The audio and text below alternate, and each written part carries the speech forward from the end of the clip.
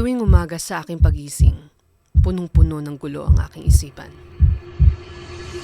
Problema sa bahay, sa eskwela, sa kaibigan, kapos sa pera, kapos sa panahon, palaging walang gana, palaging pagod ang puso't katawan. Bakit nga ba ako narito? Kung ang mundo ko'y laging magulo, laging mag-isa, bakit kailangan bumangon pa? Kung bawat pagdilat, problema ang sumasalubong sa mata. Parang paulit-ulit na eksena, walang cut, walang take two, walang pahinga.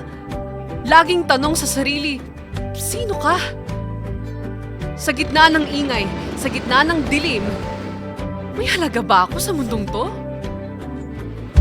Pero teka, kailangan ko munang huminga. Paano ko hahanapin ang sarili nang hindi dinidiktahan ng iba?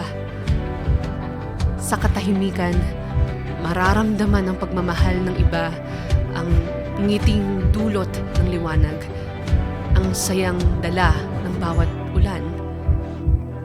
Nasa akin pala ang kasagutan ng aking mga katanungan. Nasa akin ang lakas para bumangon sa kalugmukan. Sa bawat paghinga, may pag-asa.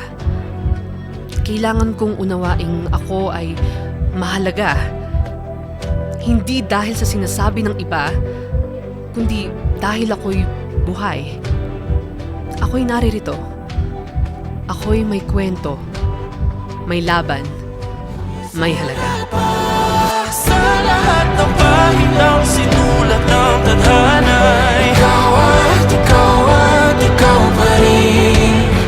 Ayaw tong paulit-ulit kung babalik-balikan. Sigaw ay ikaw pa rin.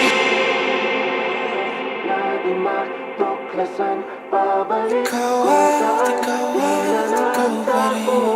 Ang mga matang nakatanaw sa umpisa ng yugto.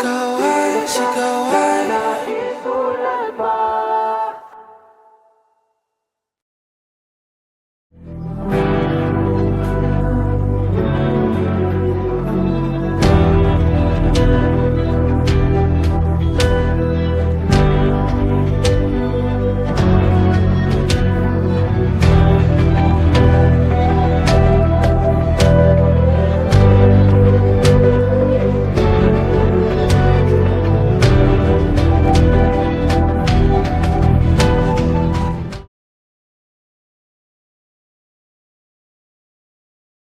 Mama never saw